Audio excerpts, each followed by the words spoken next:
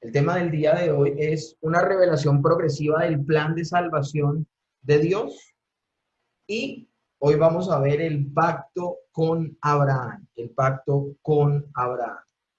Hemos hablado, y esto es importante este repaso, hemos hablado acerca de los tres pactos que se ven en toda la escritura, las tres clases de diferentes pactos que hay.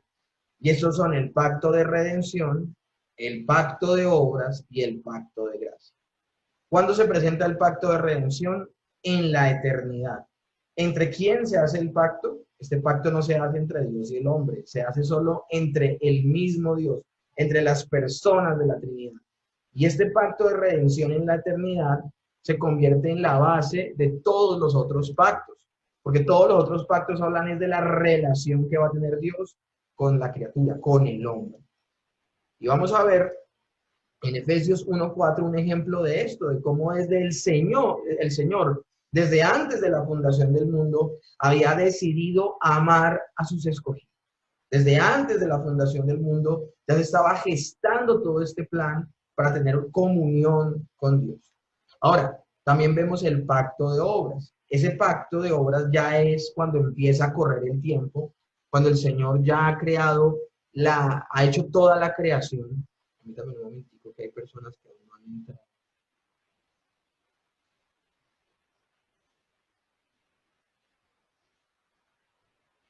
Este pacto de obras ya se suscita luego de la creación, ya ha creado el Señor todas las cosas y precisamente ha creado al hombre y con este hombre en particular, con Adán, hace el pacto donde él, a través de su obediencia perfecta, iba a vivir. ¿Y dónde vemos esto? Eso lo vemos reflejado precisamente en Génesis capítulo 2 del verso 16 al 17. El hombre debe cumplir una condición, es no comer del fruto del árbol del bien y del mal.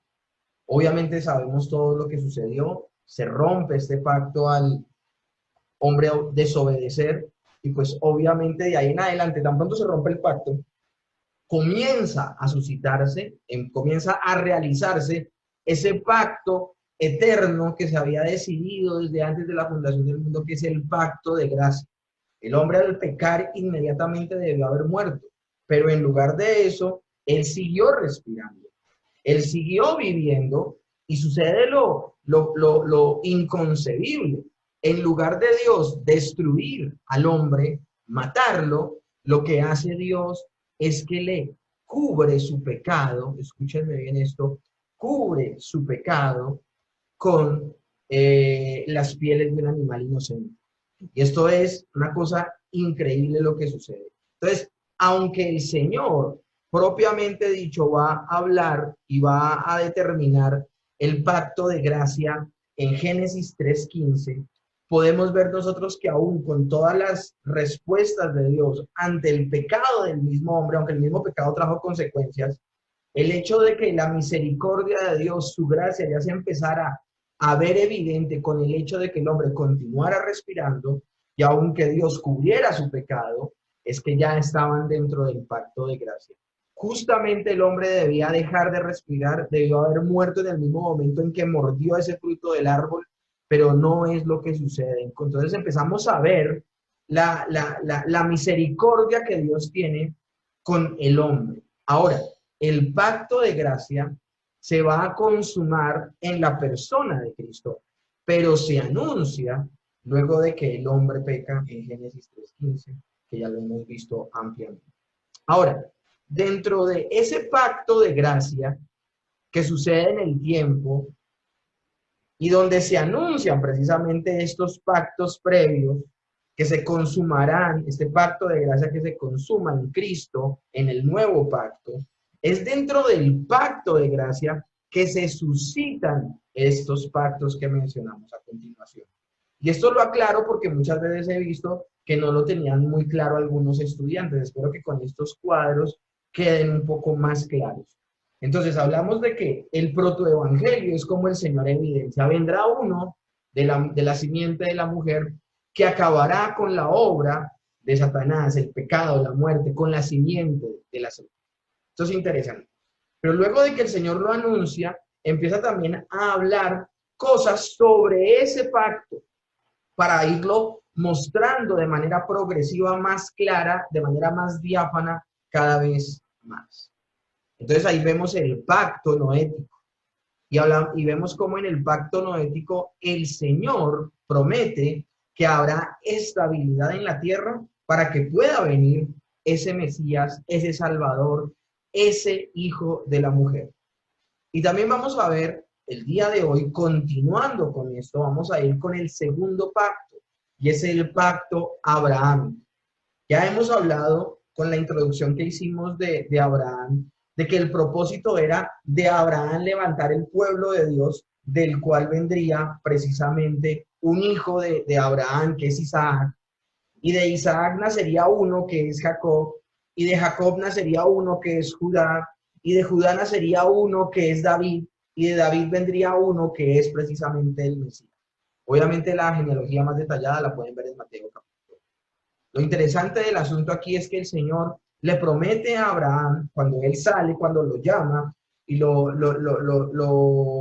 insta a salir de su tierra, de su parentela y la casa de su padre, él sale creyéndole al Señor.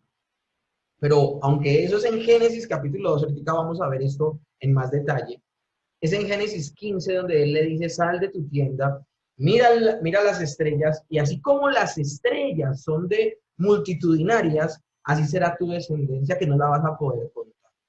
Y esto es maravilloso. Ahí el Señor está haciendo un pacto de que le va a dar un hijo y de ese hijo se levantará una descendencia. Pero más puntualmente vemos como en Génesis capítulo 17, el Señor hace pacto con Abraham y la señal de ese pacto, así como la señal del pacto noético fue el arco iris, vamos a darnos cuenta que la señal del pacto con Abraham es precisamente la circuncisión. Ese en particular va a ser el centro, va a ser el tema del día de hoy.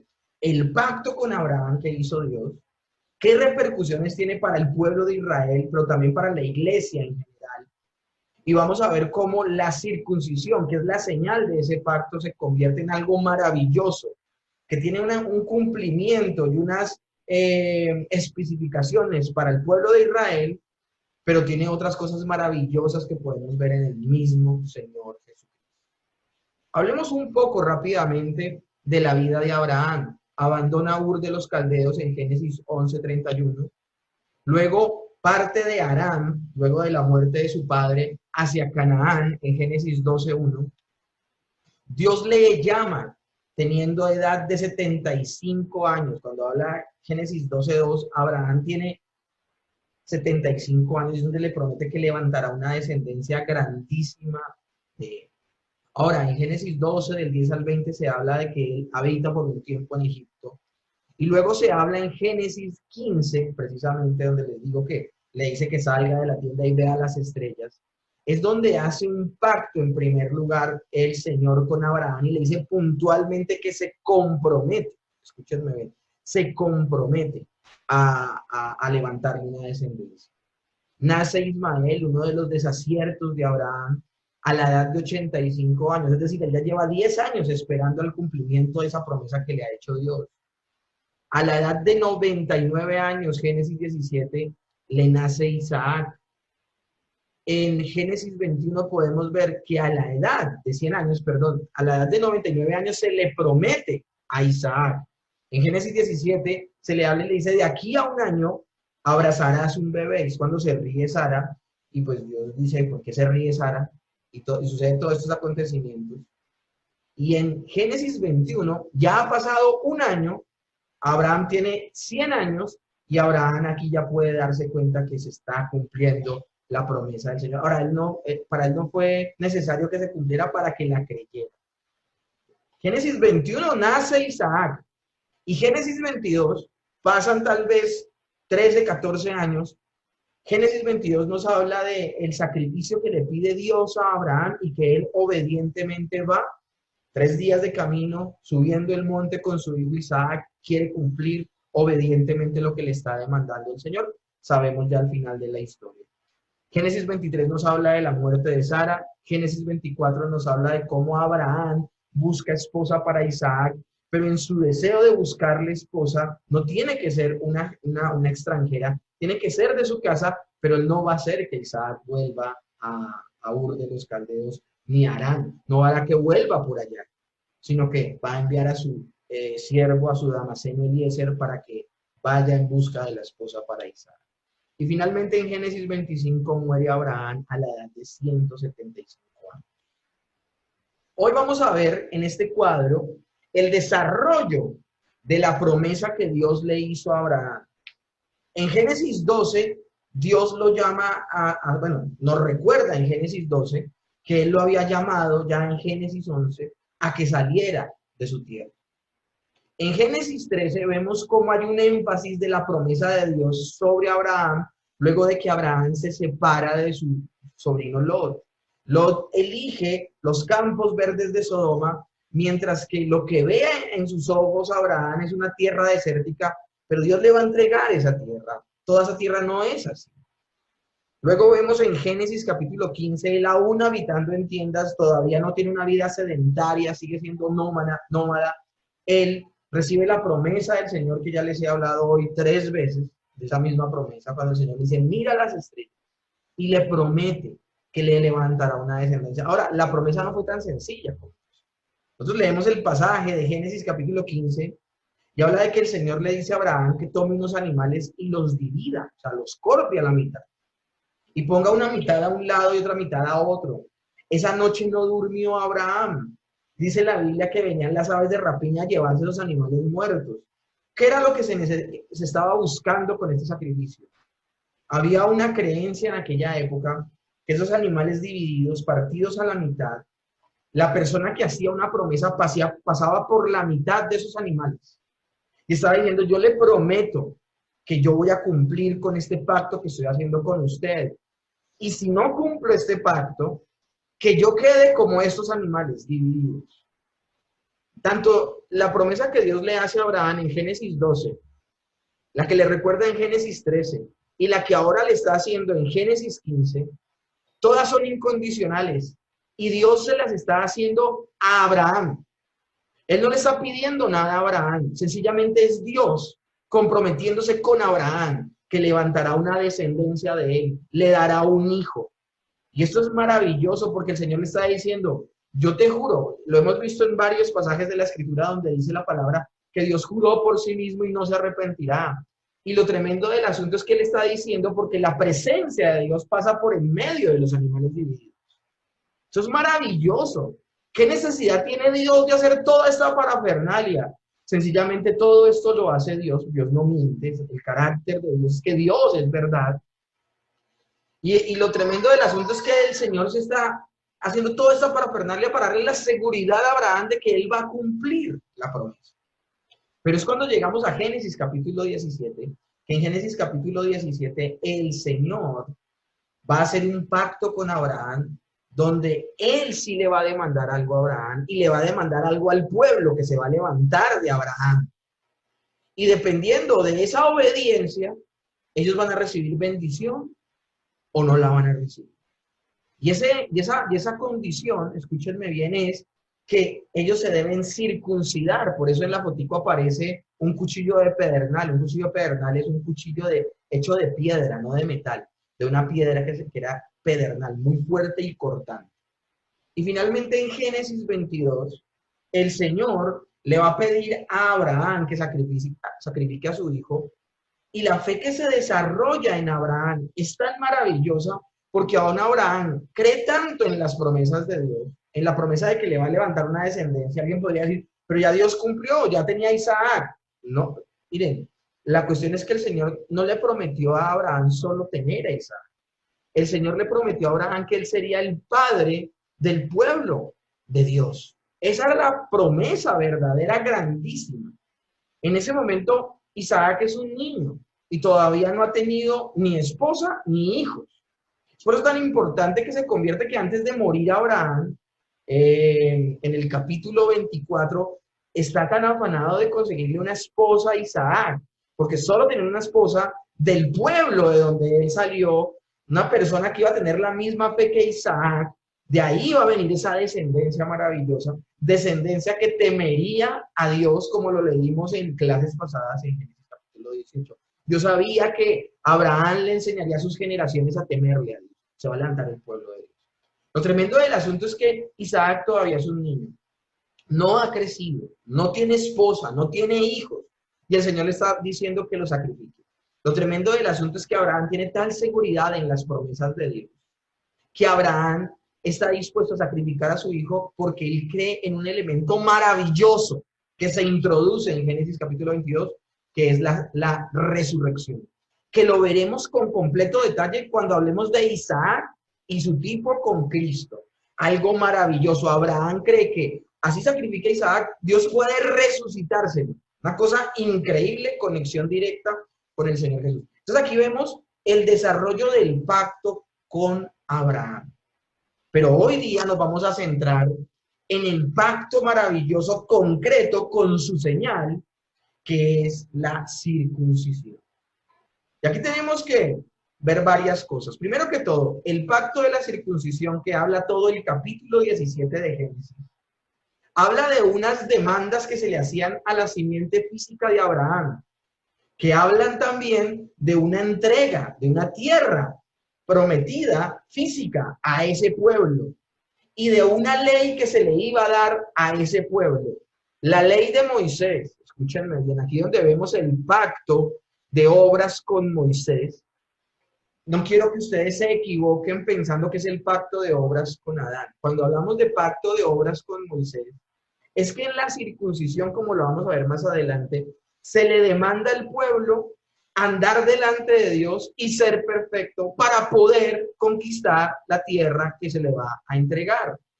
Esto es importantísimo. Por eso se llama pacto de obras con Moisés.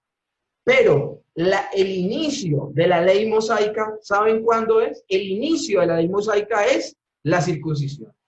Porque todas las personas circuncidadas, en Génesis capítulo 17, yo sé que Dios le va a entregar la ley a Moisés hasta Éxodo. Pero en Génesis capítulo 17, cuando Dios le dice a Abraham que se circuncide y que ese pueblo debe andar de manera diferente a todas las naciones extranjeras, le está pidiendo que viva bajo su ley moral que todavía no ha sido escrita, ley moral que todavía no ha sido detallada, que lo será con Moisés. Pero el inicio de la ley de Moisés, el inicio de ese pacto de obras con Moisés, ¿por qué pacto de obras? Porque en la ley de Moisés el Señor dice, sean obedientes a la ley. En ese pacto, la iniciación, el inicio más, podemos decir, prehistórico de la ley de Moisés es la circuncisión. Anda delante de mí y sé perfecto. Ahora, la circuncisión, por otro lado, también representa algo, porque nosotros vamos a ver ahorita enseguida que la circuncisión es una moneda de dos caras, algo bien interesante. Y podemos ver cómo el pacto con Abraham, por un lado, habla del pacto de la circuncisión a ese pueblo físico, es decir, a los israelitas, a los cuales se les iba a entregar una tierra física y a los cuales se les iba a dar una ley que se iba a convertir en su constitución, porque ellos eran una teocracia. Pero por otro lado, el pacto con Abraham también señala a la simiente espiritual que es el pueblo de Dios, la iglesia. Y habla de una herencia de un mundo futuro, de una tierra prometida donde tendrán descanso y habitarán en la gloria, y donde el Señor Jesucristo será el que reinará.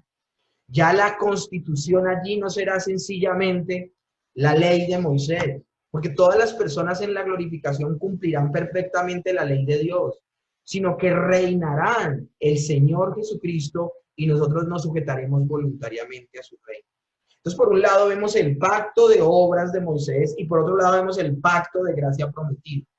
Ahora, la unión de estas dos vertientes es nuestro Señor Jesucristo, quien obedece las demandas al pacto establecido con Abraham y que luego será riguroso con Moisés, pero que también en él se cumple el nuevo pacto y en él se cumplen las dos dimensiones del pacto de Abraham.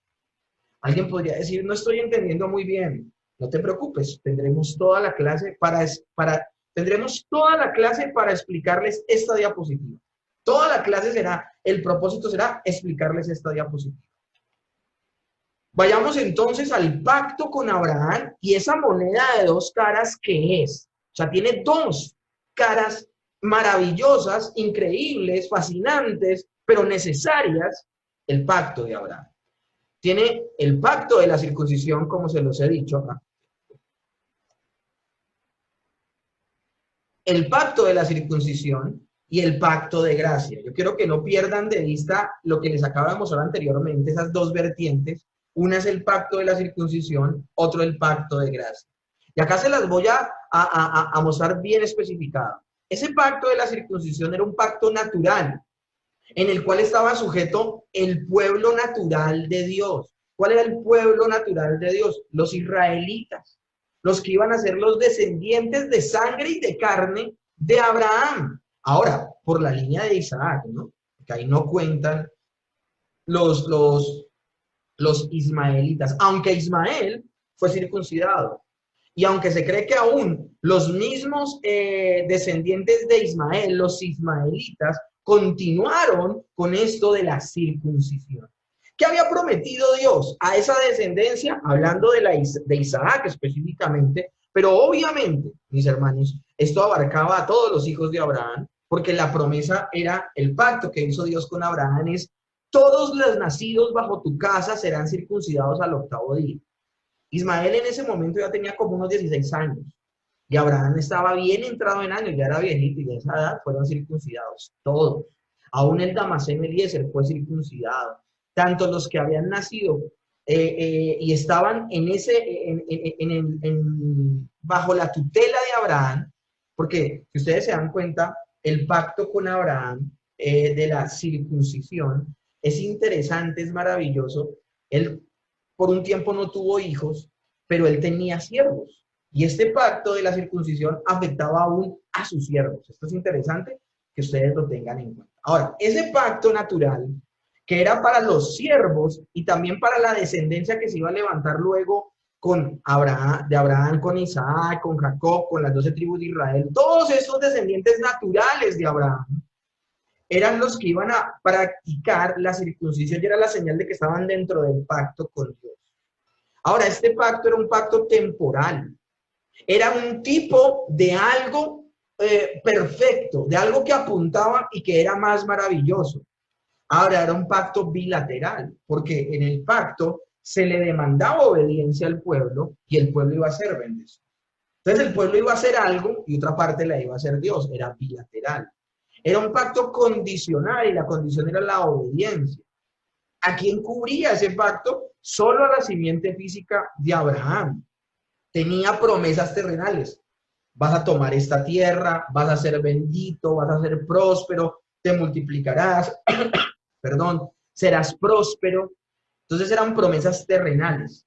Y estas promesas recaían sobre el pueblo, sobre la nación de Israel, que estaba por detonarse y crecer con Isaac y con Jacob. Ahora, todo esto lo podemos ver en la ley del antiguo pacto, la ley mosaica. La ley mosaica fue la que precisamente articuló la forma en que ese pueblo que estaba por crecer a partir de Isaac y de Jacob, con la promesa de Abraham, ese pueblo iba a agradar a Dios, iba a ser un pueblo diferente, iba a ser notorio entre las naciones que eran la nación de Dios. ¿Por qué? Por su comportamiento, por su manera de vivir, por su manera de comer, por su manera de relacionarse. Por eso hay tanto detalle con las leyes que trajo Moisés, leyes tanto civiles como ceremoniales y la ley moral que aún sigue vigente, que son los 10 mandamientos.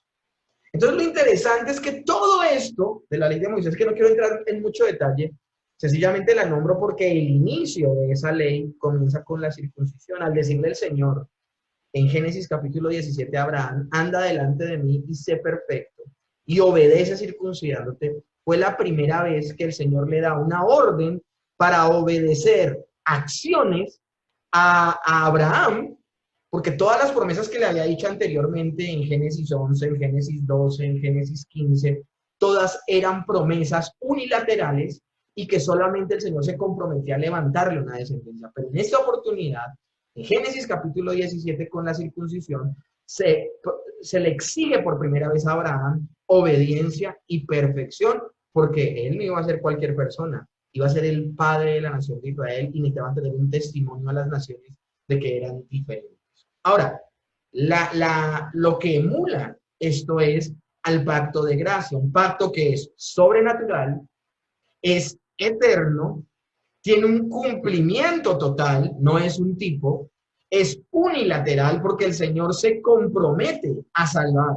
Ese es el pacto de gracia, se compromete a salvar, es incondicional. Ahora, se cumple solo en la simiente espiritual, es decir, tanto en gentiles como israelitas que crean en el Señor Jesucristo.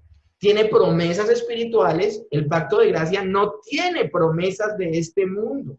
Eso es lo que predica tan mentirosamente el maldito evangelio de la prosperidad, que las promesas del evangelio son terrenales, para nada. Las promesas del evangelio son solo espirituales. Ahora vuelvo y repito, como son afectadas la simiente espiritual, esto cobija no solo a la nación de Israel como la circuncisión, sino que bendice a todas las naciones de la tierra en nuestro Señor Jesucristo. Porque de cualquier persona, de cualquier lengua, raza o nación, si deposita su fe en el Señor, evidenciando que ha recibido vida espiritual de parte de lo alto, será salva y podrá hacer parte de estas bendiciones maravillosas. Entonces podemos darnos cuenta que en el pacto de Abraham hay bendiciones entremezcladas. Eso es lo que estoy tratando de decirles. Hay bendiciones entremezcladas. El evangelio es revelado a Abraham. Y me gustaría en este momento hacer algo. No tengo aquí otra forma de hacerlo. Entonces voy a hacerlo así. Gálatas 3:8. Porque a veces nos demoramos mucho esperando a que alguien de pronto nos ayude a buscarlo. Gálatas 3:8. Miren lo que dice tan maravillosamente. Y la escritura, previendo que Dios había justificado por la fe a los gentiles, dio antemano la buena nueva a Abraham diciendo, en ti serán benditas todas las naciones de la tierra. Ahora, lo maravilloso de este pasaje es que dice, previendo que Dios había justificado por la fe a los gentiles, dio de antemano la buena nueva a Abraham. Y cuando hablamos de la buena nueva, el término que se está usando allí, mis hermanos, ¿saben cuál es? Es el evangelio.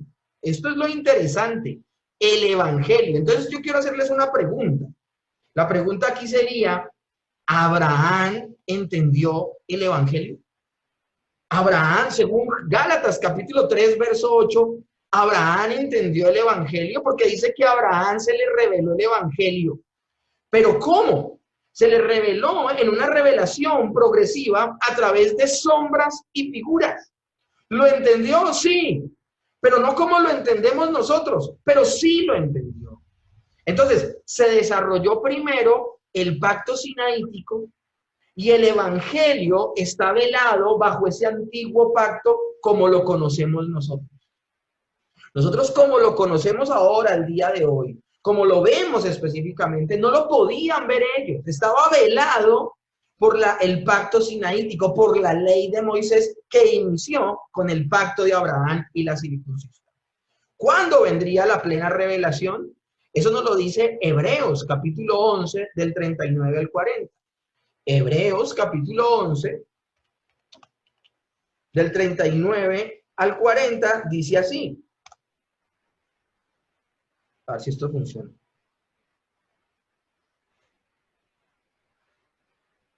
Y todos estos, aunque alcanzaron buen testimonio mediante la fe, no recibieron lo prometido, proveyendo Dios alguna cosa mejor para nosotros, para que no fuésemos hechos perfeccionados aparte de ellos. Esto es maravilloso. Los creyentes del Antiguo Testamento no fueron salvos aparte de nosotros. Las mismas condiciones que se nos demandan a nosotros, se les demandan a ellos, la fe. Y lo poco que ellos entendieron fue suficiente para que fueran salvos. Pero el pasaje que estoy leyendo en Hebreos capítulo 11 dice, y todos estos, aunque alcanzaron buen testimonio mediante la fe, se salvaron por la fe, no recibieron lo prometido. ¿Por qué? Porque lo prometido vendría con nuestro Señor Jesucristo y aún no había sido consumado, proveyendo Dios alguna cosa mejor para nosotros, para que fuésemos hechos perfeccionados, para que no fuésemos hechos perfeccionados aparte de Dios. Sí, a pesar, mis hermanos, de que no somos salvos de manera distinta a estos hombres del Antiguo Testamento, nosotros tenemos el privilegio de sí comprender completamente, porque tenemos una revelación completa y consumada. Entonces, mis hermanos, cada cosa que sucedió con los antiguos sencillamente nos señalaba algo de las verdades espirituales. Ellos lo vivieron de manera histórica, ellos lo vivieron de manera puntual. De hecho, el gran protagonista de todas estas situaciones y aventuras fue el pueblo de Israel, ese pueblo de sangre, esos descendientes de Abraham. Ellos fueron los que fueron llevados a Egipto para salvarlos de un hambre. Ellos fueron los que fueron hechos esclavos en Egipto. Fueron ellos los que fueron liberados por mano poderosa de Dios en cabeza de Moisés de Egipto. Fueron ellos los que vagaron 40 años por el desierto, pero el Señor los alimentó y los sustentó. Y fueron ellos los que entraron a la tierra prometida.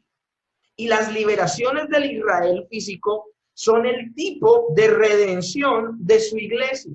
Hablaba con alguien en estos días, la semana pasada, y esta persona me escribía y me decía, pastor, ¿cierto que uno vive desiertos en su vida? Y ella, la persona que me hacía la pregunta, ella me decía que lo que le llevaba a pensar eso, de tener desiertos en su vida, era lo que le había pasado a Israel en los 40 años en el desierto.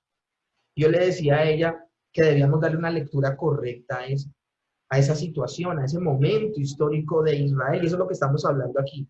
Cada una de las liberaciones del Israel físico representan o son tipos de la redención del pueblo de Dios, que es la iglesia. ¿A qué me estoy refiriendo?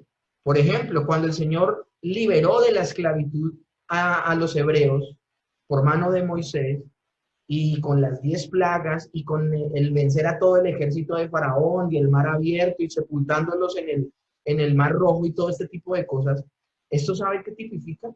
Esto tipifica cuando el Señor a través de nuestro Señor Jesucristo, cuando Dios a través de nuestro Señor Jesucristo nos liberó a nosotros del pecado. Cuando se habla de peregrinando 40 años en el desierto y el Señor sustentándolo, está hablando de nuestro peregrinaje en este mundo terrenal. Cómo el Señor en este mundo terrenal guardará a sus hijos. Y la tierra prometida, entonces, obviamente, ¿qué representa? Representa la gloria. Nuestra tierra prometida es la gloria. ¿Cómo puede decir Hebreos 11, 39 al 40, que estos hombres de fe, hablando del Israel histórico, de todos aquellos que le creyeron al Señor y que vivieron este tiempo, es decir, Abraham, que vivió el tiempo, que vio la tierra de Canaán, que habitó en ella, Isaac, que también lo hizo, Jacob, y toda esta gente, Moisés y todas estas personas dicen que no vieron el cumplimiento de las promesas? Y uno dice, pero ¿cómo así que no vivieron el cumplimiento de las promesas si ellos habitaron en Canaán? Si Josué tomó la tierra de Canaán, porque está hablando de la verdadera tierra prometida. La tierra de Canaán era una tierra física y era una tierra temporal. La verdadera tierra prometida, mis hermanos, es habitar con el Señor en su creación, perfeccionada, pasada a ser incorruptible y vivir eternamente con Dios en esa creación perfecta, en la gloria. Esa es nuestra tierra prometida. Entonces, miren cómo todo esto, aunque son promesas entremezcladas, es fácil detectar que se cumplía en el Israel histórico, en los descendientes de Abraham, que se cumplen los creyentes, y cómo todo lo que sucede con el Israel histórico y con los descendientes de Abraham, cómo estas situaciones se convierten en tipologías para la iglesia. Entonces, mis hermanos, esto es maravilloso, porque podemos ver con todas estas historias y con el paso del tiempo y esta revelación que cada vez se vuelve más clara, vemos su cumplimiento en el nuevo pacto. Porque estamos hablando hoy del pacto con Abraham que sigue con el pacto con Moisés, la ley de Moisés, y luego subsigue con el pacto con David. Esto es maravilloso y llega a su culminación con el nuevo pacto en la persona de Jesucristo, de nuestro Señor Jesucristo, quien consuma, quien cumple las promesas, y es maravilloso. Entonces, la dimensión física del pacto con Abraham se cumple en Cristo. Eso es importantísimo nosotros dejarlo claro. Nosotros estamos hablando de que hay una dimensión física y hay una dimensión espiritual.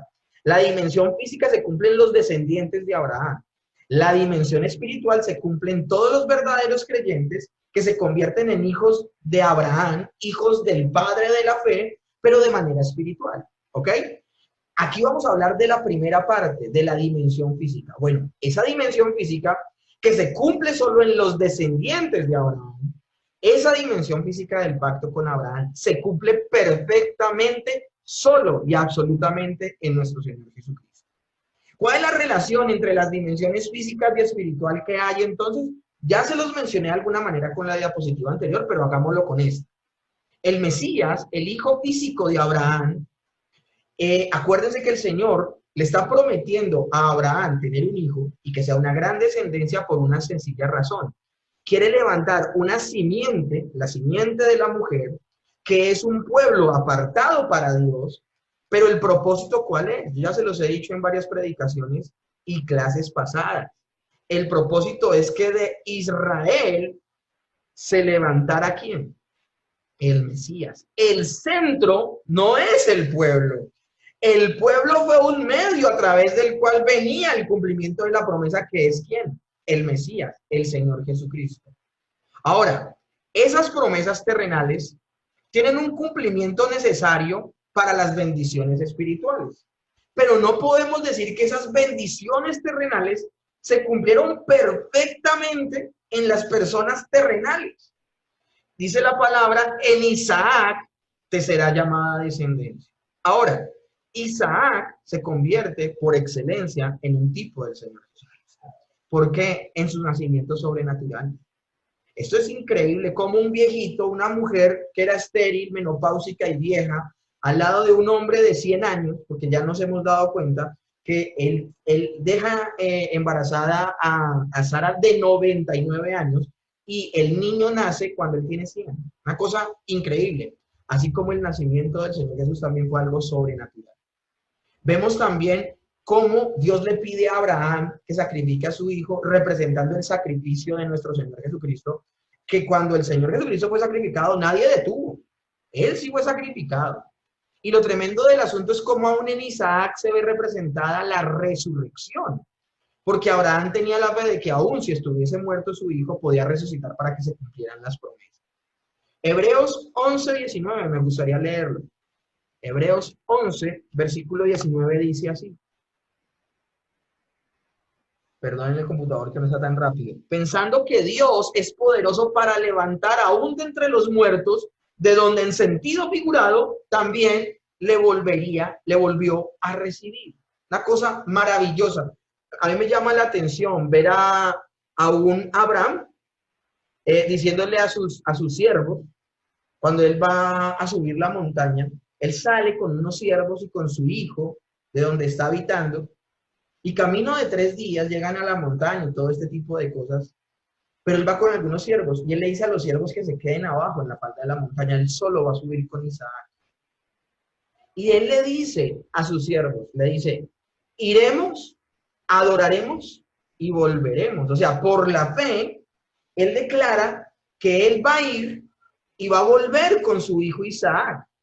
Él sabe que allá arriba lo va a tener que sacrificar. Él no sabe lo que va a suceder allá. Nosotros ya sabemos el final de la historia. Pero Abraham no sabe lo que va a suceder allá. Él sencillamente sabe que subirá, lo sacrificará. Pero él tiene tanta fe en Dios y en el cumplimiento de sus promesas que él aún cree que el Señor puede resucitar a Isaac. Y por eso le habla como le habla a sus siervos. Iremos, adoraremos y volveremos. Esas deberían ser las palabras maravillosas de todo creyente.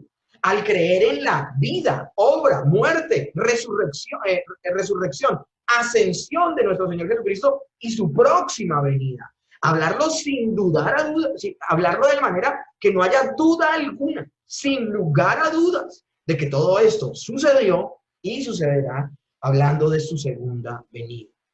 Entonces, Abraham, con este tipo de declaraciones, no solamente en este pasaje, sino en toda su vida, dice la palabra en Génesis 15, cuando el Señor le promete, dice que Abraham creyó y le fue contado por justicia. Abraham fue justificado por la fe.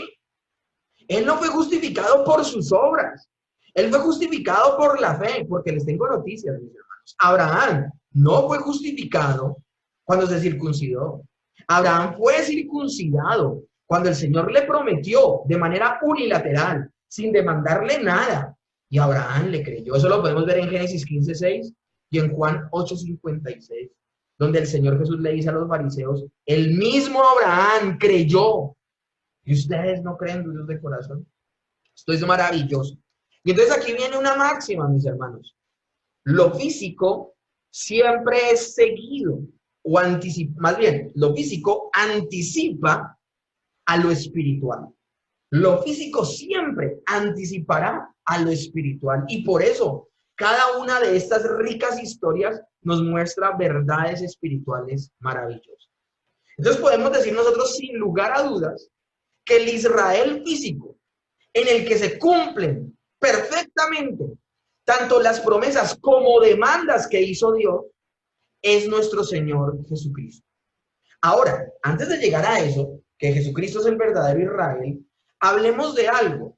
El Israel físico, esa población, ese grupo de personas que está a punto de levantarse con Isaac, Jacob, las 12 tribus de Israel, que luego en Egipto crecerán y serán millones. Este pueblo físico de Israel se convierte en un tipo de nuestro Señor Jesucristo.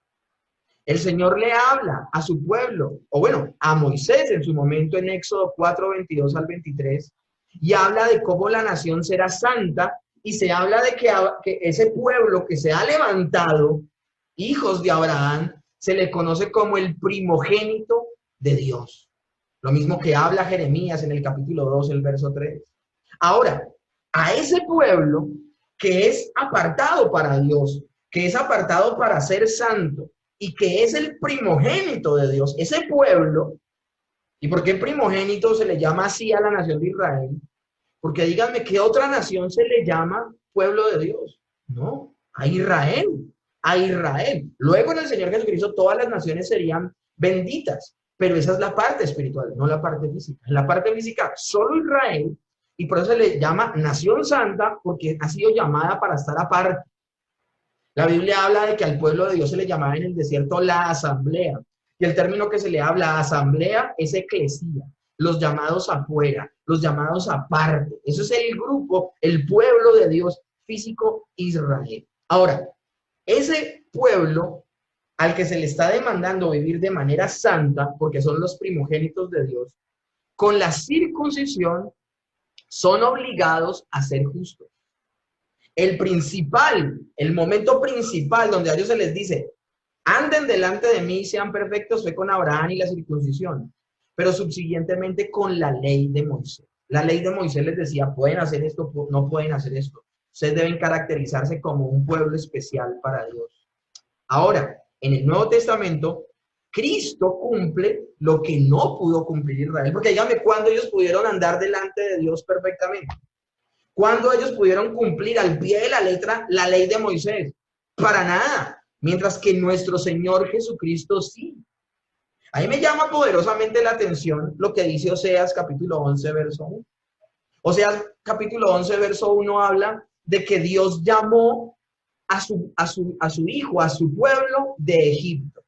Y Oseas está haciendo una referencia a cuando el Señor saca a Israel, al pueblo hebreo de Egipto. Pero lo interesante es que Mateo 2, verso 15, también nos habla de esa misma cita de Oseas, pero Mateo la usa de una manera completamente distinta, que nos da luz, porque él es inspirado por Dios y le revela esta verdad maravillosa. Y habla de, Mateo 2, verso 15, habla de que de Egipto llamé a mi hijo, hablando de que cuando el Señor Jesús con su familia, su papá y su mamá tienen que huir, porque el rey Herodes está buscando para matar a los niños, ellos se esconden por un tiempo en Egipto. Pero de allá el Señor llama a su hijo nuevamente a que habite precisamente en Israel, particularmente en Nazaret. Y el texto que usa Mateo es citando a Oseas capítulo 11, verso 1. Y esto es maravilloso, porque lo que nos deja ver esto, mis hermanos, es que el verdadero Israel de Dios, ¿quién es? El verdadero Israel en el que se cumplen las promesas y demandas físicas de Dios, del pacto de Abraham, que era andar delante de Dios y ser perfecto, ¿en quién se cumple? en nuestro Señor Jesucristo. Él cumplió perfectamente la ley.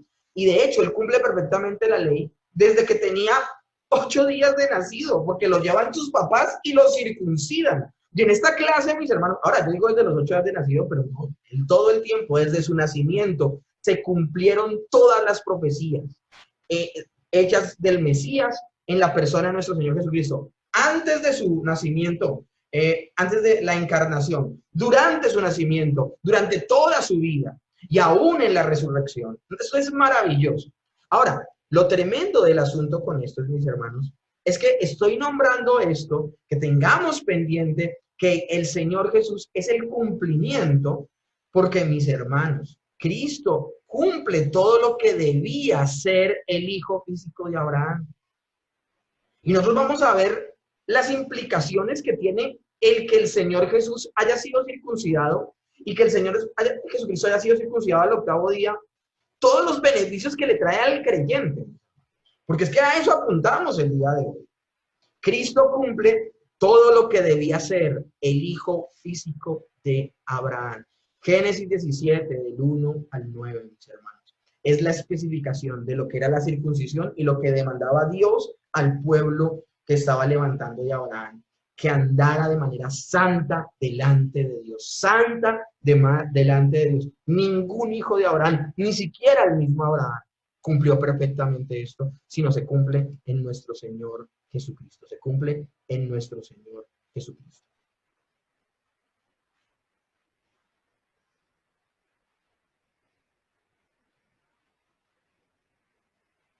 Pero entonces, ¿qué relación tenemos puntualmente entre Cristo y la circuncisión? Bueno, la circuncisión tenía un doble propósito, y esto tenemos que aclararlo.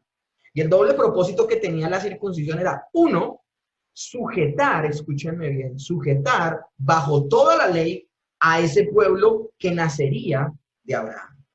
Ese pueblo que está por levantarse, que se va a llamar la nación de Dios, el pueblo de Dios, iba a tener una ley y tenía que ser sujeto bajo esa ley, porque iban a vivir de una manera distinta a la que viven las naciones de la tierra.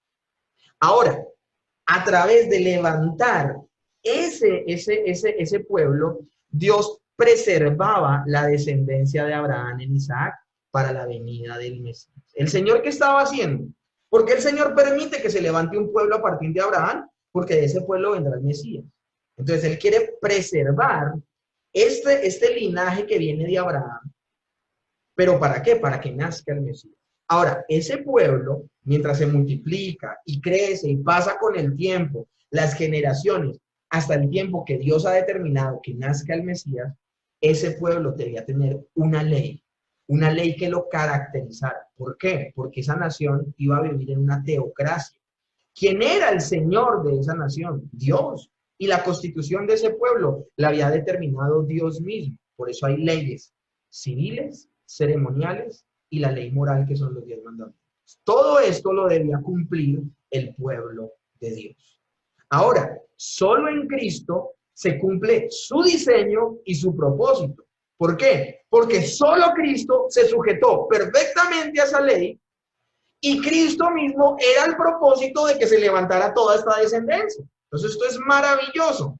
¿Por qué estamos hablando de esto con la circuncisión? Porque a partir de la circuncisión es que se hace la demanda de que ellos obedezcan perfectamente a Dios. Simiente que cumple toda la justicia de la ley. Él la da a los hijos espirituales de Abraham. Y esto es maravilloso. Como solo en Cristo se cumple su diseño y propósito, ningún israelita de ninguna época puede levantar la mano y decir, yo me sujeté perfectamente a la ley. Solo en Cristo se cumple. Y esto es maravilloso. Como solo en Cristo se cumple su diseño y su propósito, pues mis hermanos, aquí sí hablamos ya no de la descendencia física, sino de la descendencia espiritual de Abraham. Esa descendencia espiritual, por los méritos de Cristo, puede, escúchenme bien, ser justificada por la ley. Entonces, el Señor mismo le da a los hijos espirituales de Abraham la perfección que necesitan para poder hacer parte de la simiente verdadera de Abraham. La verdadera simiente de Abraham, hablando en términos espirituales, no son sus hijos de sangre y de carne, porque eso sumaría también al mismo Ismael y a todos los extranjeros al interior y toda la gente que murió en el desierto en desobediencia, a pesar de que vieron todos los milagros de parte de Dios y desobedecieron. Las promesas espirituales no las hereda nadie por sangre ni carne. Las promesas espirituales solamente las heredan la descendencia espiritual de Abraham. Y esto es maravilloso. ¿Por qué? Porque esa descendencia espiritual depositará su fe en Jesucristo. Y al depositar su fe en Jesucristo está depositando su fe en las obras de Cristo. Sí, nuestra salvación es por gracia, mis hermanos. Pero nuestra salvación, que es por gracia, fue una salvación que se obtuvo por obras, por las obras perfectas de Cristo. Y las obras perfectas de Cristo no solo incluyen que Él nunca pecó, sino que Él cumplió perfectamente la ley de Moisés. Y no solo cumplió perfectamente la ley de Moisés, sino que se sujetó al pacto con Abraham, que ¿cuál era? La circuncisión. La circuncisión. Continuar con ella, escúchenme bien, y esto es importantísimo. ¿Por qué los creyentes espirituales no se circuncidan? ¿Por qué los creyentes espirituales ya no se circuncidan? Bueno, mis hermanos, Hechos capítulo 15, del 5 al 10, habla del concilio de Jerusalén y la disputa tan grande que hubo porque los judaizantes estaban obligando a que los gentiles se circuncidaran. Y viene Pablo y viene toda esta gente y el Señor inquieta aún a los apóstoles y a todas las personas en Jerusalén para que hablen de esta situación. Y ellos pueden, por inspiración divina y por la revelación de Dios, entender que la circuncisión de los creyentes es Cristo. La circuncisión de los creyentes es Cristo. Y Cristo ya cumplió con la circuncisión. Y al creer nosotros en nuestro Señor Jesucristo, escúchenme bien, al creer nosotros en nuestro Señor Jesucristo, no solamente estamos creyendo en sus obras perfectas, es decir, que nunca pecó y siempre obedeció la ley de Moisés, sino que también obedeció al pacto con Abraham al circuncidarse. Es decir, que el Señor Jesucristo se convierte en nuestra circuncisión. Y en el concilio de Jerusalén ya no se le demanda a los gentiles que se circunciden, porque no se está demandando ya la circuncisión de la carne, sino la circuncisión del corazón. Ya esto era lo que apuntaba a la circuncisión, mis hermanos. La circuncisión es cortaba el prepucio y entraba en el pacto de Abraham. ¿Cuál es el pacto de Abraham? Anda delante de mí y sé perfecto, es decir, no peque, no peque. Entonces la verdadera circuncisión es la del corazón. Una persona no puede dejar de pecar si primero en el nuevo nacimiento Dios no le circuncida el corazón. Y cuando el Señor circuncida el corazón, cuando Dios le da vida a un creyente, esta persona, su corazón de piedra se convierte en un corazón de carne, y esta persona no solamente está capacitada para creer en la obra del Señor Jesucristo, sino que ya empieza a aborrecer el pecado y vive para la gloria de Dios. Mis hermanos, que haya creyentes al día de hoy que se circunciden, continuar en la circuncisión, sería negar que Cristo vino y perfectamente cumplió la ley de Dios. Y esto sería terrible, sería garrafal.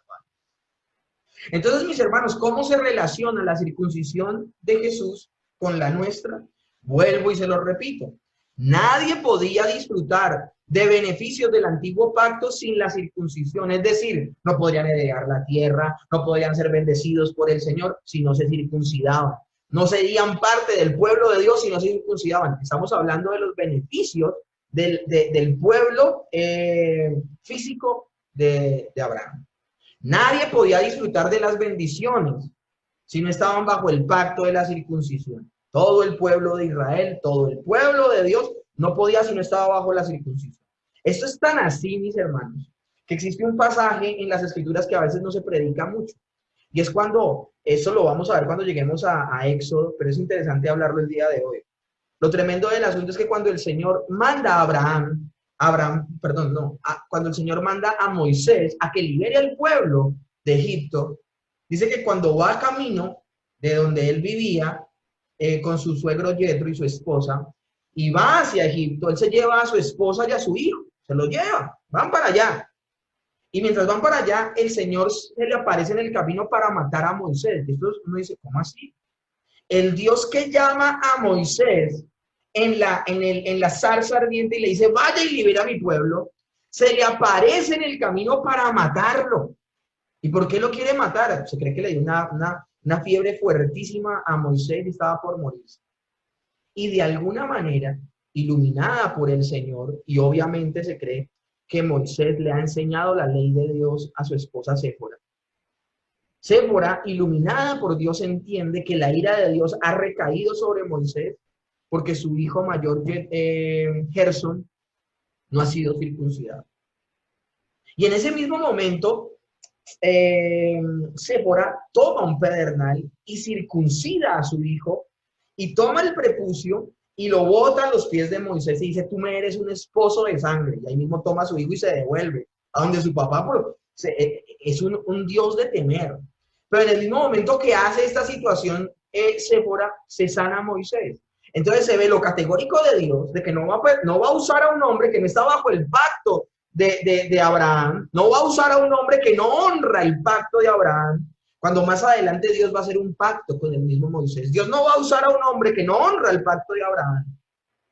Y vemos lo categórico que es Dios, pero también vemos su gracia, que al momento de hacer eso se sana Moisés y lo usa como lo usa.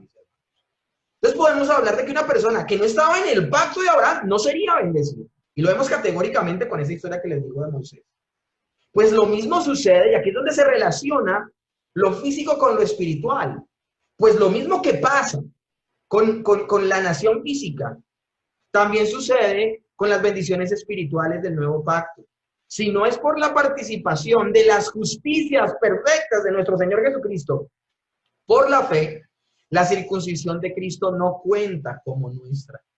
En realidad, el creyente acepta por la fe las perfectas obras de Cristo y con ella acepta la circuncisión que el mismo Señor practicó. Y por eso Colosenses 2:11 dice algo maravilloso. En él también fuiste circuncidados. Y quiero que ustedes vean esto y lo resalte. En él, en Cristo, solo estando en Cristo, es que podemos participar de las bendiciones espirituales. Es decir, si alguien no está en Cristo, no es salvo. Si alguien no está en Cristo, no es salvo. Es que es israelita, no importa. Es que es directo descendiente del rey David. No importa, si no ha depositado su confianza en el Señor Jesús. Si no está en Cristo, no puede. Por eso Colosenses 2:11 dice, en él también fuiste circuncidados con circuncisión, no hecha a mano, al echar de vosotros el cuerpo pecaminoso carnal en la circuncisión de Cristo. ¿Qué hacía la persona que se circuncidaba? Tan pronto era circuncidada, entraba en el pacto de Abraham. ¿Y el pacto cuál era? Andar delante de Dios y ser perfecto. Cuando nosotros participamos, al creer en nuestro Señor Jesucristo, en la circuncisión física de nuestro Señor Jesucristo, nosotros participamos y somos hechos perfectos por las perfectas justicias del Señor Jesús. Pero inmediatamente, ¿qué pasa con nosotros? Nosotros, una persona que ha nacido de nuevo, aborrece el pecado y vive delante de Dios, anda delante de Dios y es perfecto. Obviamente hablando de ser perfectos, no de que ya es un producto terminado, sino que todos los días busca ser menos como Él y más como Cristo. La circuncisión física de Cristo es esencial para nuestra salvación. Hay personas que piensan que lo que hizo el Señor en la cruz solamente es suficiente y se olvidan de su perfecta obediencia a la ley de Moisés. Pero también se nos olvida la perfecta obediencia del Señor Jesucristo sujetándose al pacto con Abraham, que fue circuncidado. Entonces tiene unas implicaciones importantísimas y poderosas la misma circuncisión del Señor Jesús. Colosenses 2, del 8 al 9, dice algo maravilloso. Mirad que nadie os engañe por medio de filosofías y huecas sutilezas, según tradiciones de hombres, conformes a los rudimentos de este mundo y no según Cristo, porque en él habita corporalmente toda la plenitud de la deidad, y vosotros estáis completos en él, que es la cabeza de todo principado y potestad. Mis hermanos, nosotros tenemos que conocer perfectamente el trasfondo de cuando Pablo le dice esto a los colosenses.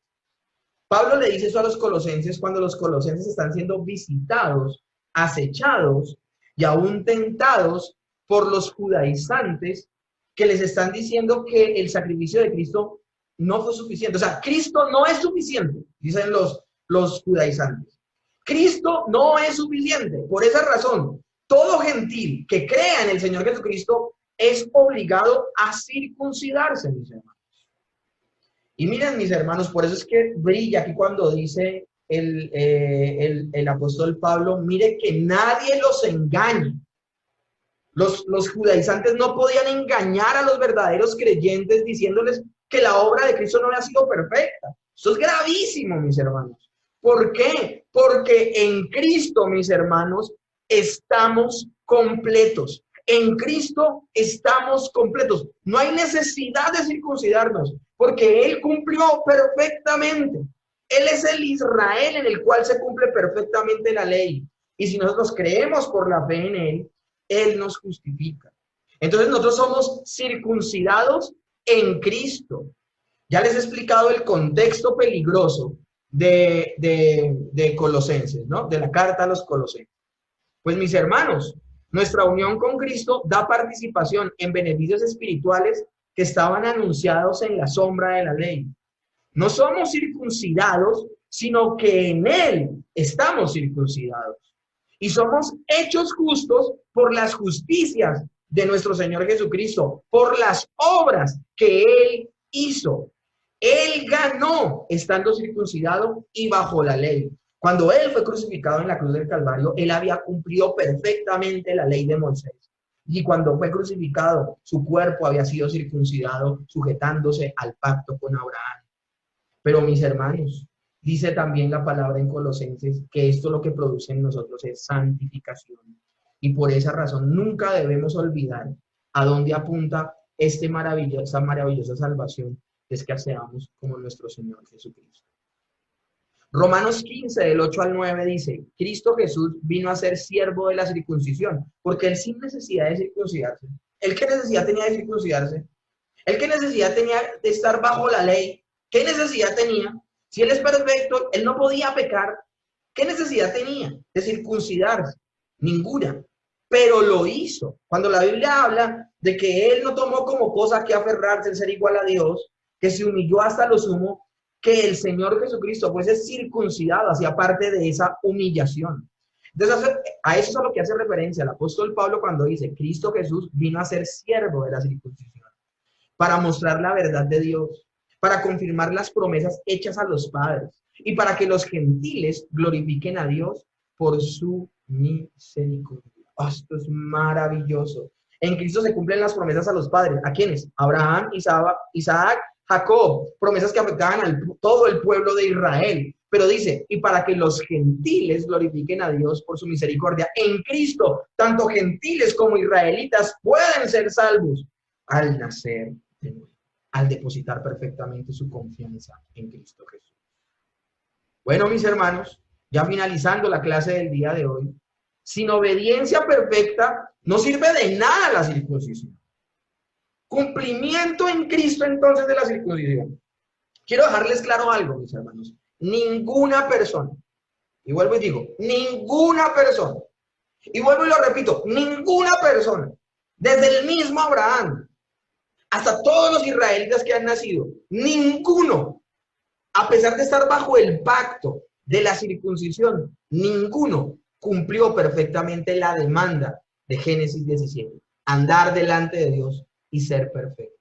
Entonces, en la única persona que se cumple perfectamente la demanda de Génesis 17 en la circuncisión, anda delante de mí y sé perfecto, es nuestro Señor Jesucristo.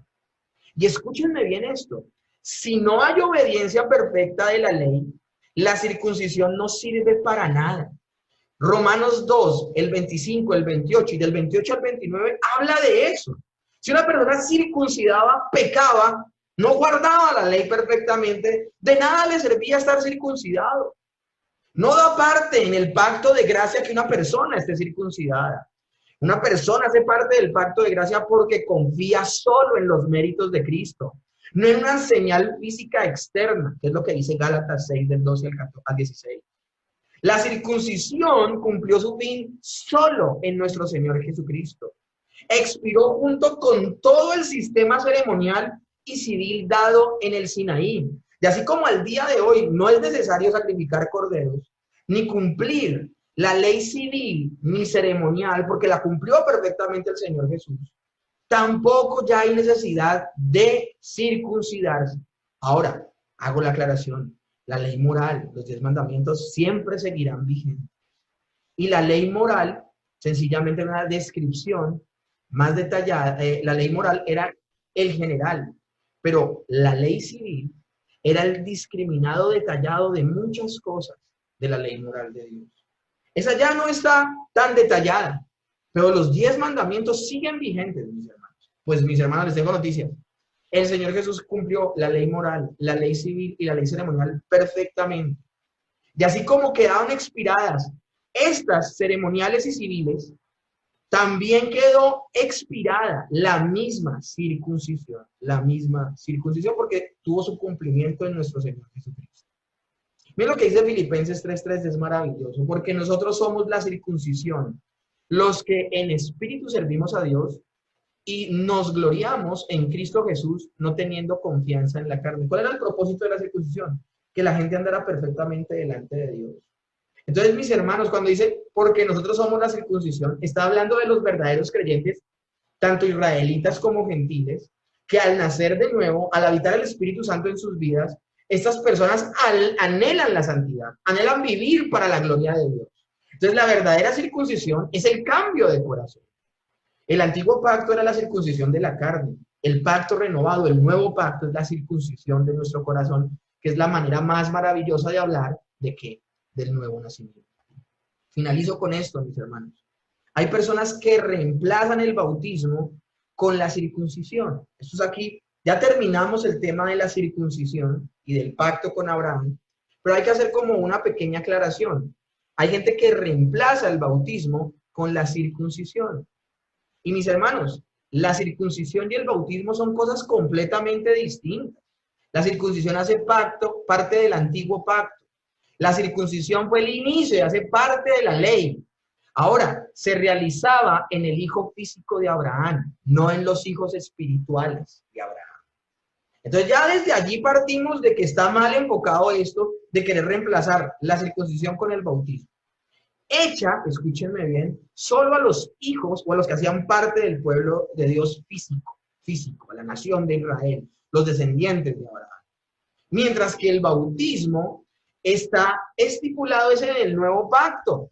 Y el bautismo lo que resalta es nuestra unión con Cristo, no el comenzar a estar bajo el antiguo pacto. Miren esto tan desconcertante. Yo no sé cómo la gente quiere de alguna manera darle continuidad a la circuncisión con el bautismo. Y esto es interesante, mis hermanos. La circuncisión, se los he dicho detalladamente con esta clase, que hace parte del antiguo pacto. Hace parte de la ley que el Señor le dio a su pueblo físico. Mientras que el bautismo hace parte del nuevo pacto. ¿Qué representa el bautismo? Que juntamente con Cristo morimos y resucitamos.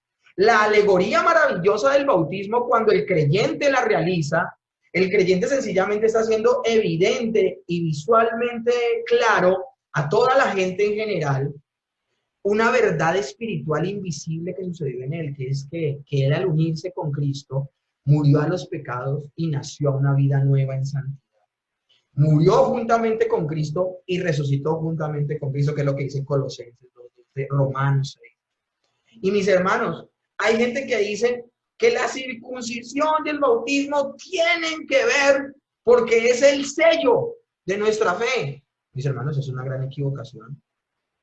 La circuncisión fue la señal del pacto con Abraham, pero la señal, mis hermanos, del nuevo pacto, del pacto de gracia que se consuma en nuestro Señor Jesucristo, del nuevo pacto, ¿saben cuál es? La señal del nuevo pacto es la presencia del Espíritu Santo en nuestras vidas. Esa es la señal verdadera del nuevo pacto. Entonces no podemos reemplazar la circuncisión con el bautismo. Son dos pactos distintos y tienen dos fines completamente opuestos. La circuncisión es incompatible con el pacto de gracia. Conclusiones. La importancia de la circuncisión de nuestro Señor Jesucristo en nuestras vidas. Finalizo leyendo este texto completo. Colosenses 2 del 10 al 17. Y vosotros estáis completos en él, que es la cabeza de todo principado y potestad. En él también fuisteis circuncidados con circuncisión no hecha a mano, al echar de vosotros el cuerpo pecaminoso carnal en la circuncisión de Cristo, sepultados con él en el bautismo, en el cual fuiste también resucitados con él, mediante la fe en el poder de Dios que le levantó de los muertos. Y a vosotros, estando muertos en vuestros delitos y pecados, y en la incircuncisión de vuestra carne, os dio vida juntamente con él, perdonándonos todos los pecados, anulando el acta de decretos que había en contra de nosotros, que nos era contraria, quitándola en medio y clavándola en la cruz. Por eso nosotros podemos decir que somos perfectos delante de Dios. Y despojando a los principados y a las potestades, las exhibió públicamente, triunfando sobre ellas en la cruz. Por tanto, nadie os juzgue en comida o en bebida o en cuanto a días de fiestas, luna nueva o días de reposo, todo lo cual era sombra de lo que ha de venir, pero el cuerpo es de Cristo. Mis hermanos, porque ahora la gente nos dice, ¿usted por qué no celebra la Pascua? ¿Por qué no celebra usted el día del Purim? ¿Usted por qué no celebra la fiesta de los tabernáculos? ¿Usted por qué no se circuncida? ¿Usted por qué no hace esto, aquello y lo otro? Mis hermanos, porque Colosenses dice que era sombra de lo que había de venir. Y todo eso se consumó en nuestro Señor Jesucristo. Mis hermanos, nosotros ya estamos circuncidados en Cristo, según Colosenses capítulo 2. Él es nuestra justicia, verso 11. En Él somos santos, verso 11 también. En Él tenemos vida y perdón, verso 13. En Él tenemos paz para con Dios, verso 14. En Él tenemos victoria, verso 14 y 15. En Él tenemos libertad, verso 16. En Él estamos completos, verso 10. En Él somos herederos, según Gálatas 3. Esta es la maravillosa explicación del pacto de Abraham y cómo tiene su cumplimiento en nuestro Señor.